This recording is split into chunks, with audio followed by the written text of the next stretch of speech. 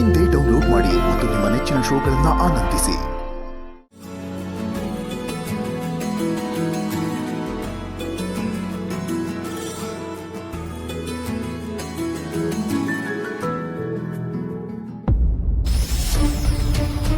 ನೋಡ್ದ್ಯಾ ಕಾಲ ಹೇಗ್ ಬದಲಾಗುತ್ತೆ ಅಂತ. ನೀನ್ ಈ ಮದ್ವೆ ಆಗಲ್ಲ ಅಂತ ಹೇಳುತ್ತೆ, ಆದ್ರೆ ಈಗ ನೀನೇ ಈ ಮದ್ವೆಗೆ ನನಗೆ ಅರ್ಶನ ಹಚ್ತಾ ಇದೀಯ. ಇನ್ ಸ್ವಲ್ಪ ಹೊತ್ತಲ್ಲೇ ಅರ್ಶನ ದಾರ ನನ್ ಕುತ್ತಿಗೆ ಬೀಳುತ್ತೆ, ಅದನ್ನು ನೋಡ್ತೀಯಾ. ನಿನ್ನ ಆಸೆ ನಿರಾಸೆ ಆಗುತ್ತೆ. ಈಗ್ಲೂ ಹೇಳ್ತಿದ್ದೀನಿ, ಈ ಮದುವೆ ನಡೆಯುತ್ತೆ ಅಂತ ಅನ್ಕೊಳ್ಳೇ ಬೇಡ.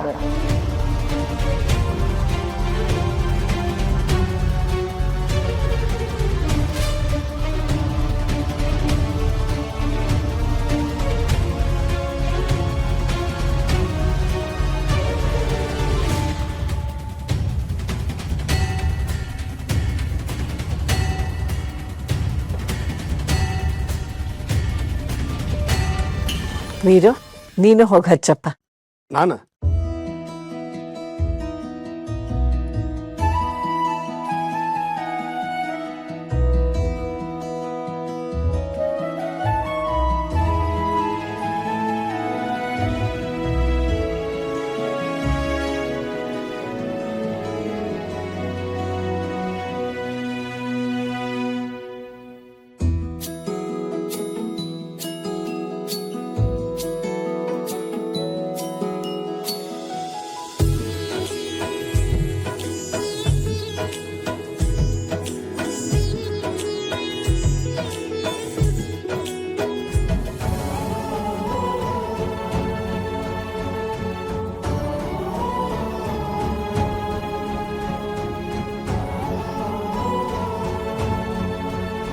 ಅಪ್ಪ, ನೀವ್ ಯಾಕೆ ಹಾಗೆ ಹೇಳಿದ್ರಿ ಅಂತ ನನಗೆ ಈಗಲೂ ಗೊತ್ತಿಲ್ಲ.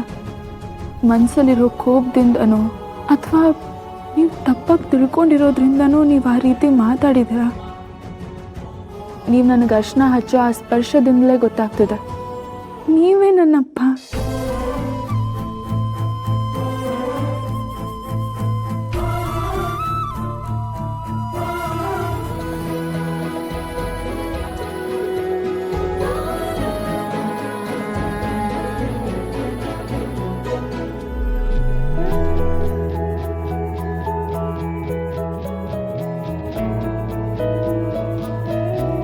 ಎಲ್ಲರೂ ಅರ್ಶನ ಹಚ್ತಿದ್ದಾರೆ. ಇಂಥ ಸಮಯದಲ್ಲಿ ಶ್ರಾವಣಿ ಅಮ್ಮವ್ರಿಗೆ ಅರ್ಶನ ಹಚ್ಚೋದಕ್ಕೆ ನಂದಿನಿ ಅಮ್ಮವ್ರು ಇರಬೇಕಾಗಿತ್ತು. ಹೆತ್ತು ಮಗಳಿಗೆ ತಾಯಿ ಅರ್ಶನ ಹಚ್ಚಿದ್ರೆ ಅದು ಎಂಥ ಶ್ರೇಷ್ಠವಾದ ಕೆಲಸ. ಆದರೆ ವಿಧಿ ಅದಕ್ಕೆ ಅವಕಾಶ ಮಾಡಿಕೊಡ್ಲಿಲ್ಲ. ಕಡೆ ಪಕ್ಷ ಶ್ರಾವಣಿ ಅಮ್ಮವ್ರ ಮದುವೆನ ನಂದಿನಿ ಅಮ್ಮವ್ರು ಕಣ್ ತುಂಬ್ಕೋಬೇಕು. ಆದರೆ ಇನ್ನು ಯಾರ ಕಣ್ಗೂ ಕಾಣಿಸ್ಕೋಬಾರ್ದು. ಭಗವಂತ, ನೀನೇ ಇದನ್ನೆಲ್ಲ ನೋಡ್ಕೋಬೇಕು.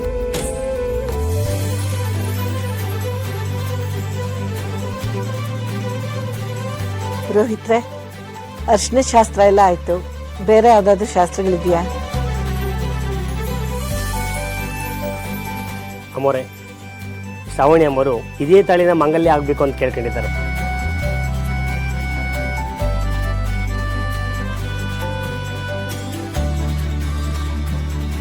ಹಾಗಾಗಿ ಒಂದು ಸಣ್ಣ ಶಾಸ್ತ್ರ ಮಾಡಬೇಕು. ಈ ತಾಳಿನ ಗರ್ಭಗುಡಿಯಲ್ಲಿಟ್ಟು ಅಷ್ಟಂಗುಮ ಇಟ್ಟು ಪೂಜೆ ಮಾಡಬೇಕು. ಅದಾದ್ಮೇಲೆ ಈ ತಾಳಿನ ಮದುವೆಯನ್ನು ಕಟ್ಟಬಹುದು.